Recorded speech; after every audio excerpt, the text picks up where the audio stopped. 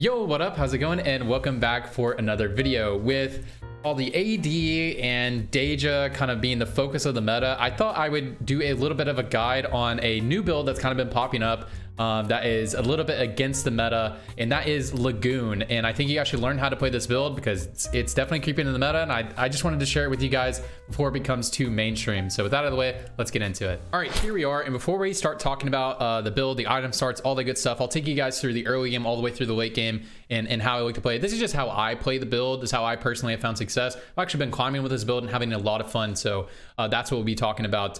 And I do want to say this build isn't like super meta. I think it is good, but it's really good with the right setup, and we'll talk about what that setup is. And it's also very good because it's not super contested. I just actually played a game earlier where I was triple contested, and I had to pivot out, and I won that game. It worked out pretty well. So you can play it contested, but the real reason why it's good is with the correct setup, it's very good, and we'll talk about what that is. And then also it's not super contested because everybody's trying to play. Everyone's still playing Aphelios. Everyone's playing a lot of AD comps like Xayah, Graves. And everyone else is playing Deja, so you can find your way by playing this with the right setup. So all right, so when we're playing Lagoon, the item start that you want to start is tier. It's nothing else. It's tier defensive. You really want to start tier because tier just makes you get the right setup. We'll talk about that. Augments are going to be uplink. Uplink is insane on Lagoons. It's so good. It's one of the setups. Lagoon Emblem, Lagoon Augments like Oasis and High Tide, those are good as well. And I really like Cybernetic Shell. The reason why I like Cybernetic Shell a lot is because if I get Cybernetic Shell as my first augment and I move my items around with Cybernetic Shell, then I'm more likely to get other Cybernetic augments, which allow me to get Cybernetic Uplink. And Shell is also good, but Uplink is really where it's at. So what are the conditions when I want to look for this comp? You can hard force this comp if you want to hard force it and have some fun. But I only really look to play this comp if I have a tier Lagoon opener. I don't have to have the completed blue buff, but if I at least have a tier and a Lagoon opener, because I know I can probably get my next tier. Not a lot of people are looking for tiers. Or if I get a Cybernetic Uplink opener. Then I'll look to just try to force Lagoons from that spot. That's actually when I first started playing this build. I got an Uplink opener. I didn't have very good augments. And I was like, oh, let's force Lagoon. This is really good. And it felt really, really, really strong. So those are the two conditions I look for. Okay, so early game build, what do you look for? Kaisa is the best unit for the item holder for Sohm. We'll get into Sohm's items later, but the items that you look for in the early game are going to be, and these are the items you put on Sohm. It's going to be blue buff and Morello. Super good on Kaisa, and Kaisa is the best stacker of this. You can stack Talia. If you get like a mage opener, you have like a mage angle. I would not take mage augments. Do not do that. But if you get like a mage opener, you can stack the items on Talia. Just know that you'll need to hold an extra Talia on your bench because it's very likely that Talia will be in your endgame comp, especially if you're playing 9 Lagoon variation, which is the easiest one to play. So yeah, I like to play around Kaisa and just play around bruisers or guardians. Alternatively, yes, you can play just around mages and stack your Talia as well. But just remember, it's better to do Kaisa if you can. But if you get to set up for Talia, just do it with Talia, and you're good to go. Cool. That is the early game comp. Look, your early game comp should look something like that. That's what I really like. Cool. All right, mid game. I'm going to show you guys 2 variations of some mid game comps you can run. There are more than these, but I just want to show you what they look like. So look for either one of these boards, and there are more boards than what it is, but I really like this board. This board's pretty good. You have Silas, Malphite for Bruiser. You have Rakan in here because he's just a really, really, really good unit. And you can combo it with Seraphine to get Mystic, which is very nice. We're carrying our Kaisa, obviously, and then Zyra gives us Whisper and Evoker. Very strong board, and Zyra might be in our in-game comp. Zyra is a very good in-game unit as well. So this is a very good mid-game comp to look for. And here's another mid-game comp. This is like stage 3. I'm talking like stage 3. Stage 3, a very beginning of stage 4, that sort of thing. These are good right here. So here's another variation. This is just getting the beefcakes in here and just playing to stack your Kaisa, or just get some stacks on Kaisa. So you're just playing to be very tanky, and your Kaisa is your solo carry, but she's going to be stacking Lagoon so much. So it's very nice with this. And again, we're just playing our Bruiser frontline, and then we're going to be playing our Guardians with Rakan. I really like playing around Rakan. I just think he's a really insane unit. And then we get Lee Sin in here, another great frontline CC unit that is also going to give Dragomancer to our girl. So those are 2 variations that I look for. One thing I do want to talk about here is I want to talk about tempo. So what is the tempo of this comp? And what I mean by tempo is just like how aggressive you play. That's an easier way to say it, I guess, for some of you guys that don't know what that means. But the tech is to play aggressive every stage. You recoup your econ with Lagoon. Also, the stronger you are, the more stacks you'll get. So if your board is piss weak and you're just getting run over because you're trying to like econ into like a Sohm because you're trying to like play around the Lagoon econ, try to snowball it, it just doesn't work that well because you don't gain a lot of stacks because you're dying and you lose a lot of HP. And then once you hit the Sohm board, it's actually not really that strong. The strong part about the late game Sohm board is that you're able to play this like up tempo style, as well as when you're playing this up tempo style, you get a lot more stacks. So like your cap in your Lagoon comp at the end is a lot higher because you'll be hitting those like crazy intervals at the loot table at the end. So yeah, you play aggressive on every stage. The stronger you are, the more stacks you'll get. Don't play stupid aggressive. Don't just like play aggressive to be aggressive, but roll out for strong boards at the normal intervals if your board isn't strong. So like 3-2, 4-1, 4-2, and at the 5-1 intervals. So at those normal intervals, maybe 4-5 if it makes sense for your game. You guys know the deal, but you should be rolling each stage. You should be decently strong each stage because again, you will recoup your econ. You will get more stacks. You play a very up tempo style. That is the tech. That's where people mess up on Lagoon a lot.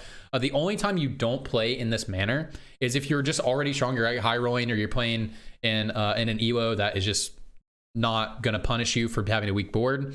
Then you don't have to.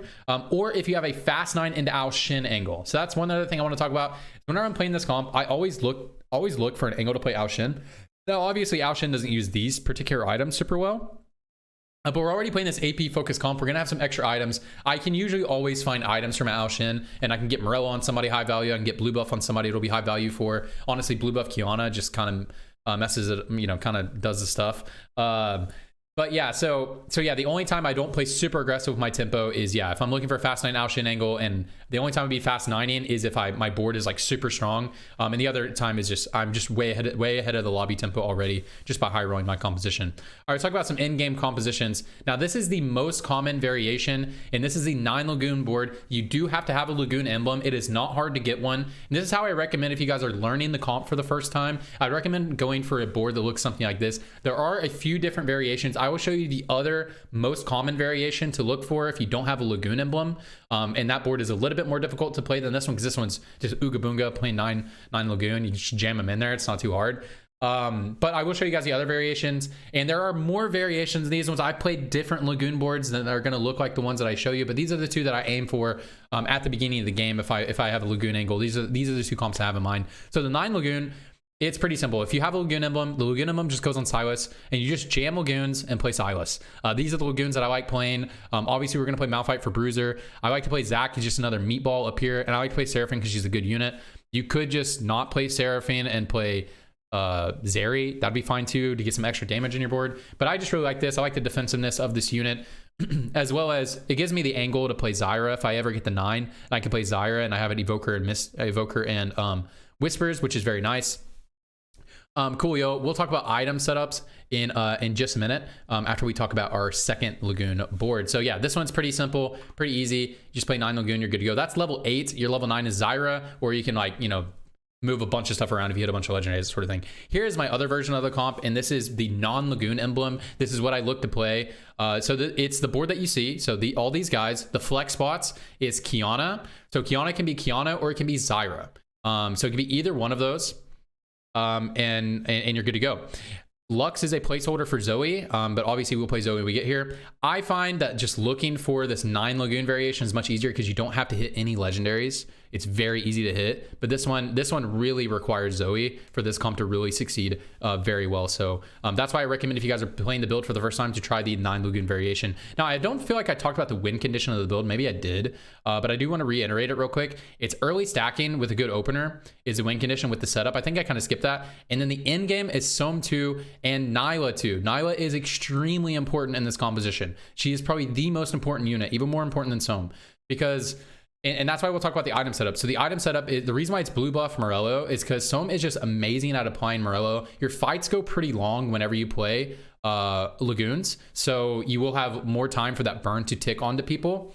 As well as the key thing is, and the way you need to think about this comp is, Sohm is just softening everyone up, and then so that Nilah can get the resets at the end. That's the way I conceptualize the comp, is I don't think about Sohm carrying. Sometimes Sohm will just pop off and carry, and sometimes I do just go full carry items. I don't do the Morello tech, but I do plan to play the Morello tech because I just think about it this way. Sohm softens them up, Nilah finishes them off, and Nilah has this reset mechanic. You can really get rolling, really get popping. It feels really good. It also feels very consistent having this Morello Nomicon here on this unit that you know is going to apply it at the right spots. Feels very strong. But occasionally, guys, I will just go IEJG and I'll put the Morello over here, and boom, bam, boom, Bob's your uncle. We're doing it. That can be good as well. So you can go full AP Sohm, but I really like this variation where I just go, and it's either versions of the build. Even when I can't have the assassin over here, I really like to just go blue buff, Morello +1. I do really like JG, especially in the 9 Lagoon variation, because we do get a lot of base AP because we get that 55 ability power right there. So I do really like that. And also we get the ability power from Morello. So I do like crit amp there. But in the 6 Lagoon variation, it might not be Jeweled Gauntlet. I'm not really sure. It might be it might be Archangel here instead. But definitely in the 9 Lagoon. But really the thing you're looking for is blue buff and Morello Nomicon.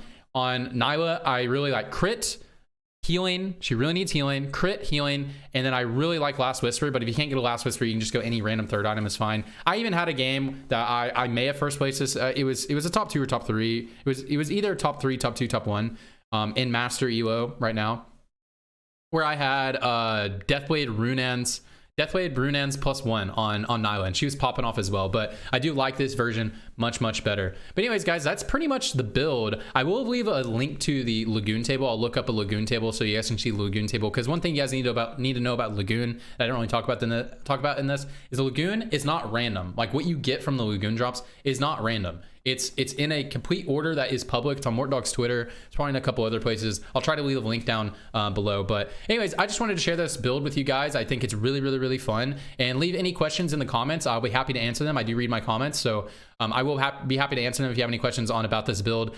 And again, I know this will come up. I'll just say this real quick.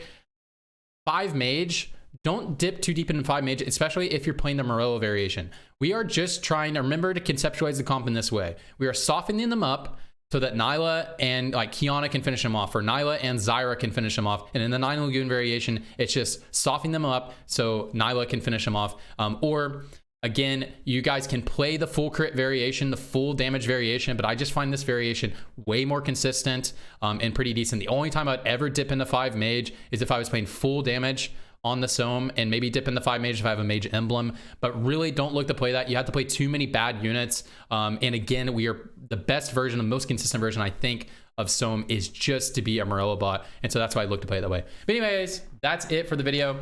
If you guys learned something, please like the video. It does help me out a lot on YouTube. Again, comment below if you have any questions. And you guys can follow me here on YouTube if you want more of this stuff. Or you can also follow me on twitch.tv/TFT. I stream there all the time. I'd love for you guys to come up there. I'm really trying to grow my Twitch. And I also post pretty much every day on twitter.com/TFT, so you guys can follow me there as well. Anyways, that's it for the video. Appreciate you guys. Hope you have a fantastic day, fantastic night, wherever you are, and just hope you're doing well. See ya. Bye.